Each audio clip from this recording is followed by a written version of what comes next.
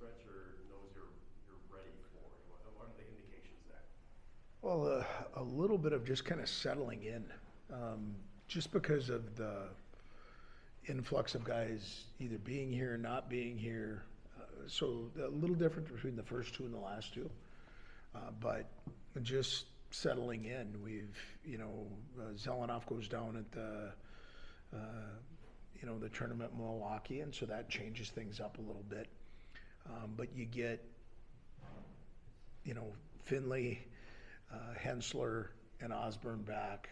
There are three important pieces that have a tendency to move guys down. Guys are always looking to elevate.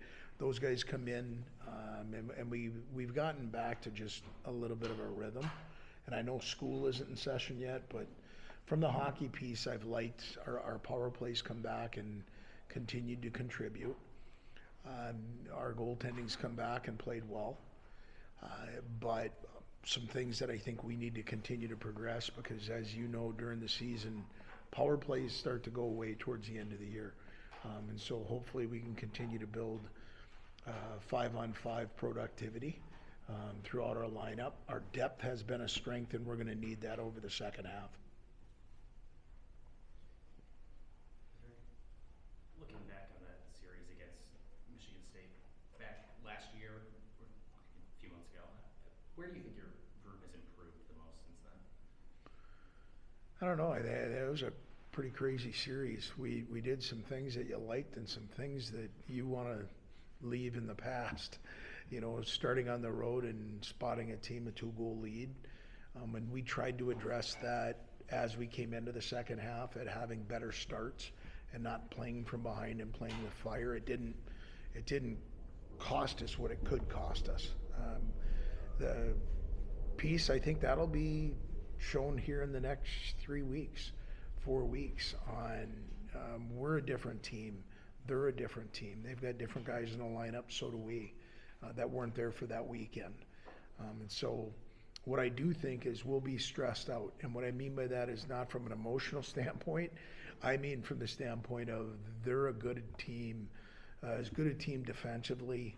They're playing real well defensively. They've got one of the best goaltenders in the country. And they've got a line that is as productive as anybody else in the country too. And Martone, Strammel, and Russell. And they're veteran laden, they're very well coached. That's the piece that I think they'll, if you have cracks in your foundation, they'll shine a light through it. They'll try and expose that. So I think you've got two very good teams that are excited about playing at this time of the year, playing against each other in two very meaningful games. Rivalries are born by playing in big games, and Michigan State has kind of done that over the last couple of years. Important games, consequences. Chicago last week in the regular season a couple of years ago. Does that amplify things a little bit more, knowing that this is a team that's obviously won every championship that the Cats had for the last 2 years? It's kind of the team you have to go through to be there at the end. Yeah, I think the one thing about playing in the Big Ten now, and this is my third year as a coach, is you better be on point no matter who you're playing. And until somebody knocks them off, they're two-time league champions, and so they've got some pedigree to them. Like I said, I've got a lot of respect for how they do things. They're good at what they do, and so we want to judge ourselves against the best, and the best way to do that is play them, and we're playing them at a very important time for both of us. And so it's a great opportunity for us to look in a mirror a little bit and see where we're at.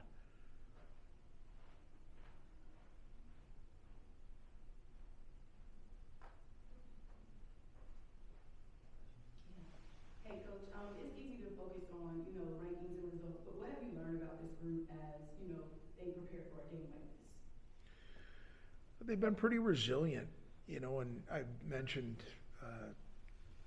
to Todd a little bit on just we haven't had the same lineup consistently throughout this season. And what does that mean?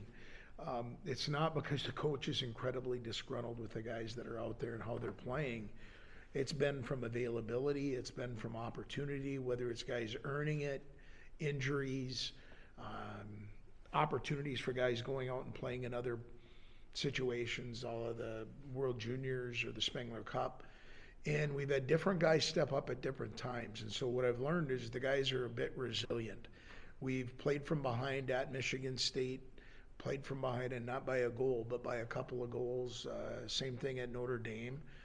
Our leadership group's done a really good job at keeping our guys focused on what's in front of us, not what happened, whether it was in the last period or the last week. And so those are some things that I think come to mind right away on what I've learned about the group. They don't mind going to work. They come to the rink every day, and whether we've been successful or not, they go to work. And so that's something that we hopefully are going to be able to rely upon over this stretch here now when we're back into Big Ten play, because you're going to have teams that are going to put you in positions maybe you haven't been in before. We talk about this being a big opponent and whatnot, but in general, how much of preparation is done for a specific team or specific opponent, and how much preparation is just on yourself? A little bit of both. And if you're asking how much, we try on a weekly basis to focus on us, on things that we did well, things we didn't do well, while we're still trying to develop a skill level that can provide us different successes as individuals and then collectively in the second half. Once you start playing a team and you've gone now, we've got some guys in that locker room that have played against this coach team over the last 3 seasons. And now what you do is you understand there's a certain brand or a certain piece that they're going to bring. They're going to be hard. They're going to be as physical as anybody we've played here in the second half. They're committed to what they do as far as offensively and defensively. It's going to be a hard game. And if you're not willing to be invested in that, you're going to play on the outside a lot during that game. And so for us, it's showing some nuances, whether it's power play, penalty kill, some face-off things that they do. And then you're going to see some things right out of the gate that are going to be a little different that they haven't shown on tape yet. So you ask your guys to adapt inside a game. So all 3 of those pieces get checked off during the week. 1, our focus. 2, maybe some things that we'll see from them. And then 3, you better be able to adapt to anything that we see that we haven't seen before. One of the things about the stats that's been really noticeable of change, there's been a lot more scoring from the defensemen this season. I know that's something that I've looked at in past years, but you're getting it this year, and it's not just one guy, it's a bunch of guys. And I'm wondering if there's something you can point to as a reason for that this year. It doesn't seem like from the numbers that they're necessarily getting a lot more shots through. It's just that the shots that they're taking are going in. What do you kind of look at there? Some of that is personnel when you look at Dubinsky and you look at Osborne coming in, and then the maturation of Palodichuk, Ben Dexheimer taking his game to a new level. It's something in today's game that if you're going to be there at the end and be consistent offensively, all 5 guys have to contribute. And so, going on what last year and our ineffectiveness to produce from the blue line, it was something that we wanted to focus on through a little bit style of play. I think our defensemen are getting more comfortable at the blue line at finding ways to get pucks to the net, but also finding ways to be comfortable playing down by the goal line and having our forward group cover for them. So I like that it's coming from a guy like Ben Dexheimer and that others are being able to follow, because he's our captain and he's elevated his game, and we need that to continue. As I said, when you talk about 5-on-5 play, you better be getting some defensemen to hop up and help into that, because teams are defending in layers and it's hard to score 5-on-5 goals. Coach, apologies if you've been at this already, but what went into the decision to go with Hauser 2 nights in a row last weekend, and what do you like about what he's doing right now that led you to make that decision? Yeah, really him pitching a shutout on Friday makes that decision a little easier for me, but yet I still pondered a little bit on, do we get Pulver in? But I tried to stay true to not trying to overcoach that position. And if a player goes out and no matter how many shots he saw or didn't see, is perfect and nothing got by him, I want that feeling good for the next night. And he wasn't perfect because we put him on an island a couple of times on Saturday, but I thought he was definitely a difference maker in finding a way to close the door on that game. Now, that being said, I've got all the confidence in Pulves to be able to get his number called. He did that when we were in Lansing, when he was needed, and showed very well and has played well in his start here in the second half. So I feel comfortable with both of them. Quick injury check-in, Bruno going to be available, or what's the Going in status? a really good direction. Yep, I believe so. And on the two long-term guys, any more progress or knowing whether there's a chance you're getting them back in March? I mean, that seems like maybe a best-case scenario for both those guys. Yeah, the dailies are going well for both Schultz and Zelli. Now, the difference is Schultz had to go through surgery, and there is a pretty well-defined timeline, and it's going to be how fast can he get through that timeline. Is he ahead of schedule by a week or 2 weeks to see if he's going to have an opportunity to play at the end of the season? Zelli's a little bit more on the day-to-day, week-to-week. He's making significant progress on his dailies, and that is giving us some confidence on what the potential is for his return. It's not going to be in the next couple of weeks, I can tell you that. It's going to be more long-term than that, but we do like the direction that it's going right now. Both of them are in great mindsets. They're trying to crush their days so that they can have an opportunity to get back with their group. But they're involved in our day-to-days, just not on the rink. Anything else? Okay. Coach. Thank you. Here we go. Wear two hats today. I wonder what you saw different from your team possession-wise between Friday and Saturday. It seemed like there was maybe more emphasis there on having the puck and keeping it and not giving it away in some spaces. The big thing between Friday and Saturday's game was our consistent work habits. Friday there was some inconsistency, especially in the third period.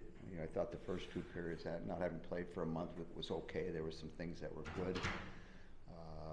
We knew we were going into a little bit of a hornet's nest. Duluth coming off a couple losses, playing at home, understanding what they're up against, and so. They connected, they played together really well. Obviously their goaltenders were well, but after, Friday's game, my big message Saturday morning to the group was, our work habits have to be better. So the third period Friday, they outworked us. They won a bunch of 50-50 battles. They had puck possession. They created opportunities. We almost snuck away in overtime where we played pretty well, but the big thing for me was going to be the effort, and it had to be consistent throughout everybody, and it had to start with the first shift. And by doing that, they showcased themselves. If they work hard, then good things are going to happen. May not win the game, but that's the starting point, the foundation that you have to build off. So I was happy with the effort that we had Saturday, and they earned a nice victory and put in our minds, in their minds, okay, this is what we need to do if we're going to be successful. I don't care who you're playing or where you're playing. That's the starting point. So to answer your question, if you do that, now I have the puck possession, and so now they look like they're playing on their heels, and so welcome to coaching, and taking a month off, and then you have to get going again. So you practice a certain way, you try it, and you feel good, and we had some great practices, but then now you got to play another game, and so it's all part of the process. And every game presents itself, and it's an opportunity to learn more about yourself and take that experience within that 60 minutes, and can you change things, the next night if need be, and we were able to do that, and so those are real positive signs. Another part of that kind of up and down part of the series, special teams play, and some high highs for Adela, some other the points. I mean, what did you take away from some of those moments that weren't 5-on-5 from this weekend? Yeah, I mean, that's the, you don't know what, the referees are going to be involved in or not be involved in, or what the game's going to look like, or injuries happen, or, that's, being in our position, being in players' positions, it's like, you have to adjust to, adversity. And so, it's 1-0, we're playing really well, and all of a sudden we get a 5-minute penalty, whether we thought it was or it wasn't. Now we have to kill 5 minutes, and that can just change the game, because up to that point, they hadn't done much, and we were playing really well, but, it can turn in an instant, and, all of a sudden you get challenged. There's some adversity. How are you going to react to it?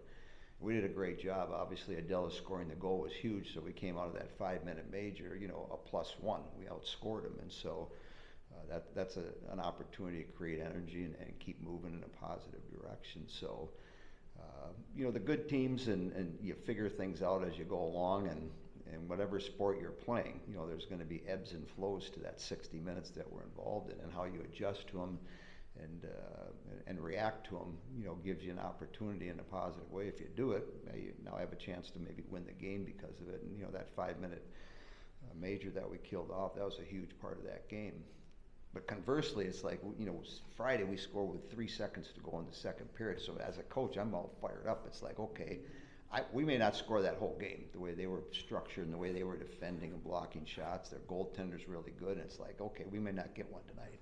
And then for me, we get one at the end of the second period. When we go out for the third period, I'm all fired up. I was like, this is exciting. I mean, you got to build some momentum now. And what I saw was just the opposite. They came out and they played with a bunch of energy, and they played at times really well. So, yeah, it's a game that I've been involved a long time playing and coaching. I'm still trying to figure it out. And so, knowing that I'll probably never figure out all of it, because we're never going to get into that space. So it's just, you're making adjustments and doing things. We made a couple line changes from Friday to Saturday.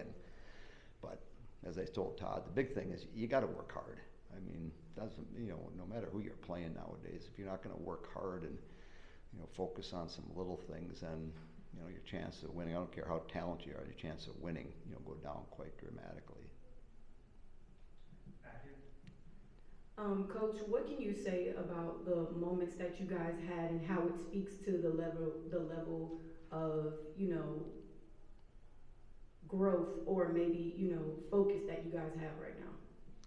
Well, again, Saturdays, there's a lot of positive things that you can take away from that game. Our power play over the weekend, we only had one Friday night, but the power plays we had, Saturday, we scored on timely ones. Sims scores to make it, 4-1 instead of 3-1, and never, things can happen. But overall, again, you're moving forward. Take a lot of positive things out of Saturday's games. Now back on the road again this weekend, and can we continue to do those things and keep your foot on the gas pedal, moving in a positive direction? Kids with a smile on their face. We still don't have school, so there's a lot of excitement around that phase. But at some point next week we start school again, and but we're in a good position. We got 4 more games with everybody, and try to make the most out of those 4 opportunities, and turn the page and start reading the next chapter, and get ready for that next phase in our season. Coach, just to follow up, with those games left, what has been the character of this team so far this season for you, and how you've seen everybody, identify and play like? Well, I think the first half, our last couple games in Ohio, there's a lot of good development, within our team and within our structure, a lot of excitement on the bench. Obviously, when you win a couple games like that, you can build on it. And so this past weekend is, trying to get back to that space. And I think Saturday's game really helped us out. And, practices have been good. And so now can we go out, in that 60 minutes up in St. Thomas and, Friday afternoon, and execute, the things that we're able to do. And so it's just, you try to build momentum. We're trying to try to do that for the next 4 games here, and then regroup, reorganize, and get ready for the next 8. Mark, back to your right.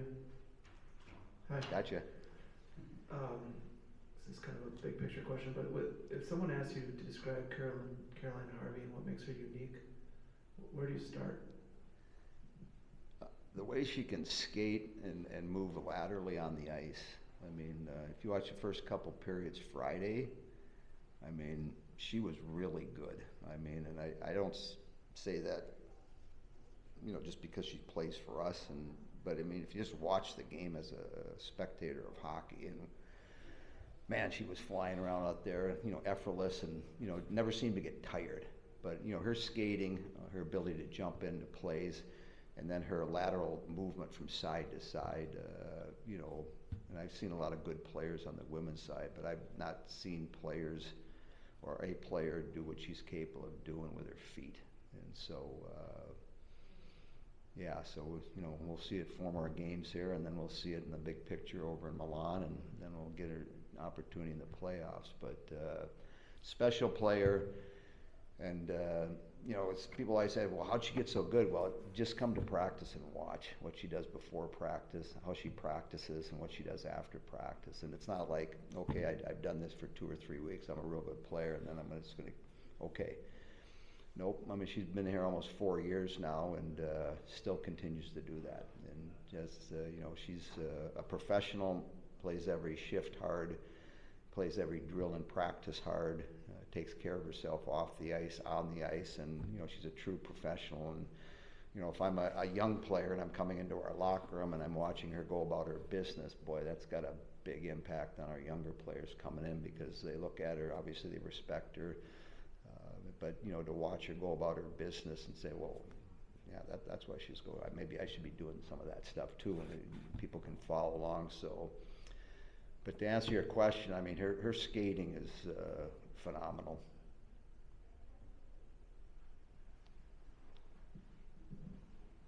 I was just curious, because we were talking earlier that, you know, there's still some things that you can't quite figure out, of like how teams come back and what the trick is there. I mean, you've coached a lot of years, you've seen a lot of things.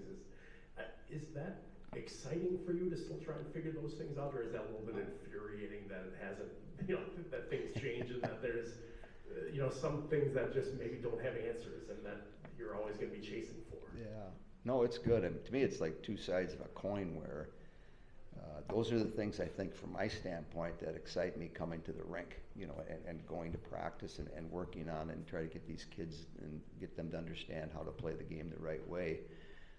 The other side of the coin is, you know, when we're making mistakes, or, you know, an individual player's not doing what I think she's capable of doing, then I get mad at myself. You know, I'm not coaching well enough. I'm not doing enough for her to get her to where she needs to be. So, you know, I put the blame on myself a lot of the time, you know, if we end up losing or we have a bad shift or somebody makes a mistake, because it's like, we got to teach them better. We got to get them to understand better. You know, what can we do to do that? So my approach is that all the time. You know, if the power play is not working, okay, how do we fix it? What do we need to do to get somebody in position to maybe create a scoring opportunity?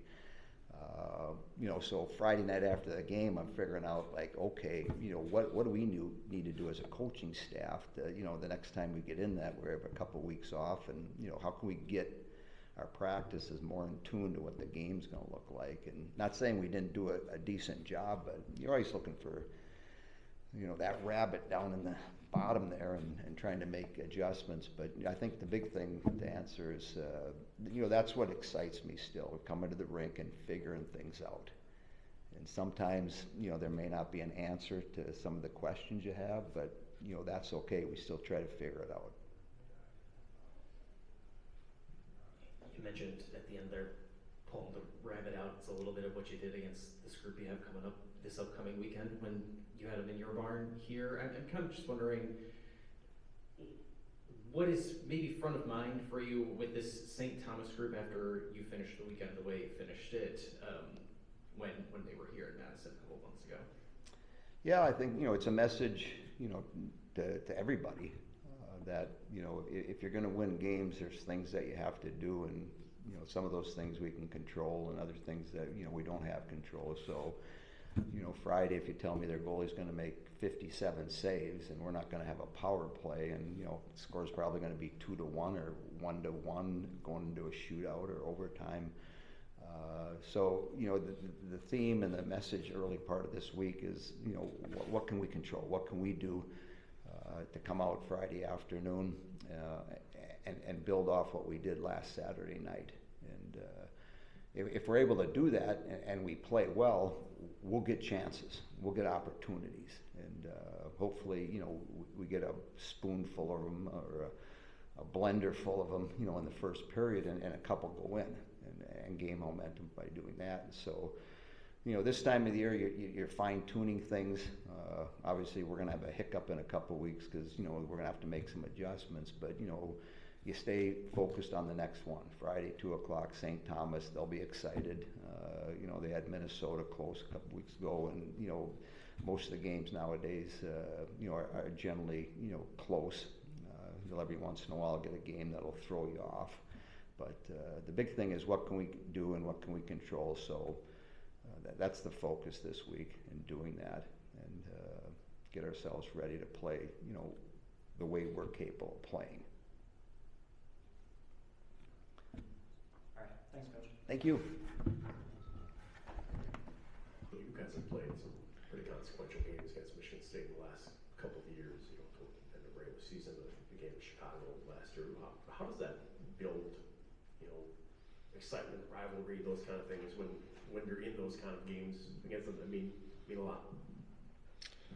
Yeah, I think Michigan State is such a good team.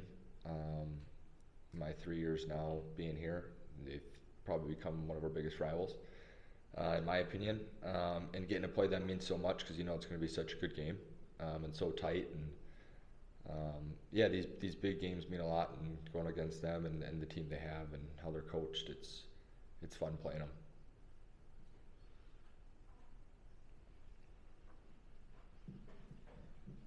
Just looking back on the series you had with them earlier this year, kind of wondering what your takeaways, what you remember most from that series, and what competitive moments maybe stand out to you. Yeah, I think it was an amazing series to go in their building and win 2. Means a lot for our team and our program to build that confidence early in the year. Competitive moments that stood out. I think when Eli Pulver was put in, after Hauser started most of the games there, and what he did and the confidence he brought to our team, knowing that he can stand up and play in those important games, and how he did it in overtime with the saves he made. And I think that the competitive nature he has in his blood and what he did for our team was very impactful. So, good question. Just got handed over. Yeah. Joe, can you list 1 or 2 things, or more if you want, on what makes this season different from last? I mean, what's allowed you guys to flip the script? I've gotten that question a lot, and I think the biggest question, or the biggest answer to that question, is our summer. Like, what was so different? I think we come for 8 weeks in the summer. We do summer program with Tommy, our strength coach, and all the incoming freshmen get in and meet everyone, and we go to work. Like, those 8 weeks were big time, and I think that molded us into the team we are, and the habits that we have each game, like going down 2 in Michigan State and coming back and finding a way to score 4 unanswered, and same thing in Notre Dame. And there's really no adversity we don't think we can go through, and I think that started in the summer, and it's just brought our team so close. And yeah. One more for you. This seems to be a team without a star, and that's meant as a compliment. Does that work for you guys? I mean, is that part of what makes this team special? Is that you don't know who it's going to be on any given night?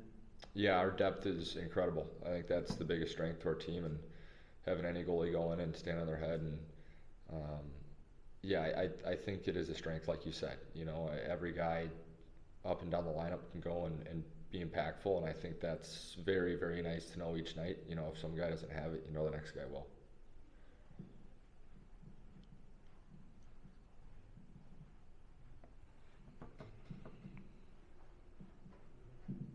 Hey, big games come with a lot of pressure. Like, what do you do personally to make sure you stay level-headed coming into a game like this? For me, it's just in my daily habits, making sure I, stay to my routine, do everything I can, so at the end of the day, there's no regrets. Make sure I push the team in practice and off-ice habits, and I think just making sure you're doing everything you can so when you go to the game, you're as prepared as possible, and then you don't have any regrets at the end of the day. So, good question.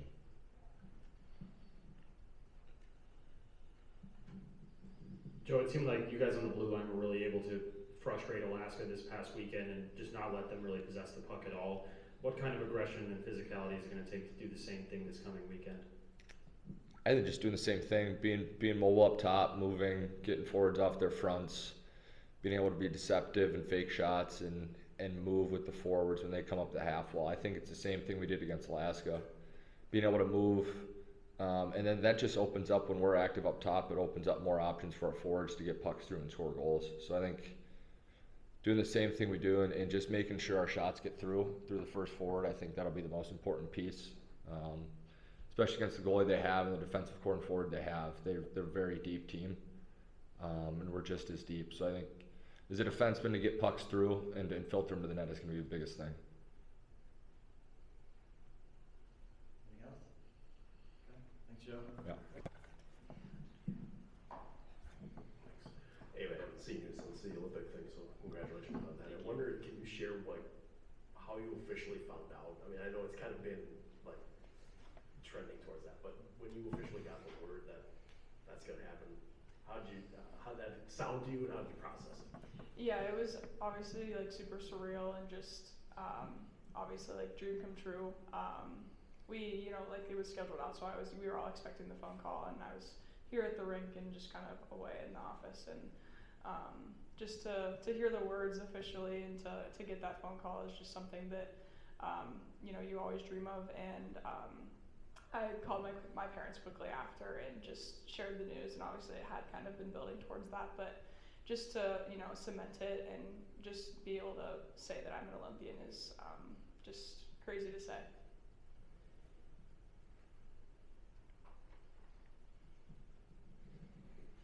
KK, where do you think this group has the most room yet to grow this season, and maybe particularly looking ahead to while you all are going to be away for a few weeks?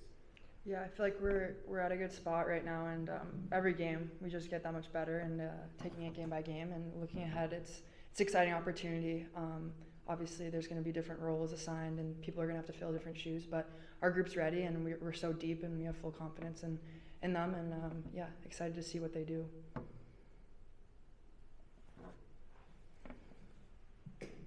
Either or both of you, I guess there were some thoughts that maybe they were a little bit behind in Italy with the rink, and there might be some issues. Do you guys have any bigger concern or any concerns that you wouldn't ordinarily have because of that? We haven't heard a lot about it recently. Obviously, what's kind of in the news is what we've seen as well. From what we know, I think it's maybe a couple feet shorter and maybe a little bit narrower. But I think all of us are just excited to play, and at the end of the day, I think 3 feet isn't going to make a difference between, winning and losing a game. Obviously, maybe it'll change a couple things in terms of, angles and, a little bit quicker decisions behind the net and maybe in the neutral zone. But at the end of the day, hockey's hockey, and you got to adapt to the ice surface, and so I think we'll be ready for it. Yeah, same thing. I mean, we'll have some practices on it before we get going in game format, but yeah, we're ready to go over there, and it doesn't matter the size and dimension of the rink. It'll be the same game for us, and we have the same plan of attack. Going back to the Olympics, what do you think it is about this program that has been able to produce so many Olympians? Yeah. I mean, I think it starts with the coach we have, Coach Johnson.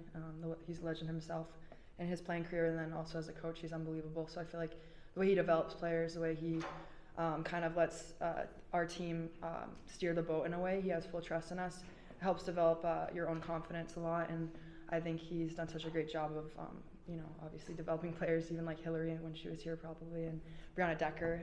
He's just really, really good at that, and he's an amazing coach. Yeah, I think even beyond that, I think he is definitely like the forefront of our program, but beyond that, I think we have so many people within our staff that are such amazing resources and help us a lot behind closed doors that I think, you know, it might not be so glamorous, they're not necessarily on the bench, but we definitely have great staff and so many great resources here. But in addition to that, like I think everyone here is such a talented player, and everybody here is pushing each other and pushing the envelope every day. And you know that healthy competition is really, really valuable for everyone on our team. And I think that just constantly competing as the best players in practice is also such a valuable resource that we have here.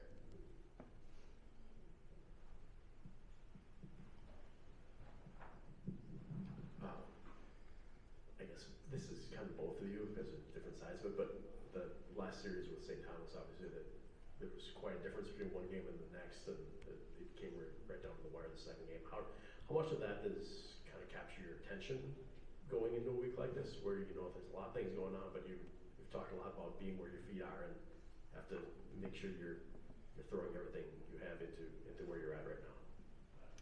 Yeah, I think they're a really energized group. They've had a lot of success this season, I think, and they've given a lot of teams a run for their money and come up with some big wins as well.